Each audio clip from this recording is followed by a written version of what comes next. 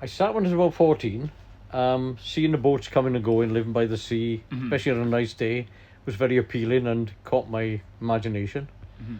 There was a fisherman lived nearby us, and I was friendly with his sons. And there was another fisherman lived near to us, and he used to go out part-time evenings and weekends, and he didn't mind a few young lads coming out and helping him.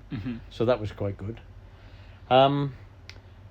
I started helping some of the full-time fishermen on the weekends then, and my dad bought a little boat that I put a dozen pots out. And basically I was in school, found it all very boring, didn't particularly fancy a boring job.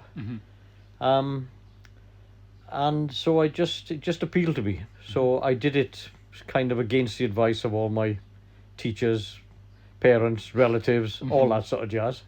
And of course they were quite right. But it's a kind of a bit of a bug, and once it gets in you, it's a hell of a job to get it out, you know. And of course these were nicer days, nicer times than now. You know, back in the 60s and 70s, world was a lot more easygoing. And things were a lot more casual. Well, you do it, you have to do it for the money, you have to do it to make a living. But it is a very interesting job. I still think it's interesting now, even after all these years. It's kind of, I don't know what the word is, an invigorating kind of a job. If you do another job, like my dad was a milkman, that's bloody boring, you know. If you work in a building site, it's a good crack and you meet some interesting people and all that, but that's pretty boring too.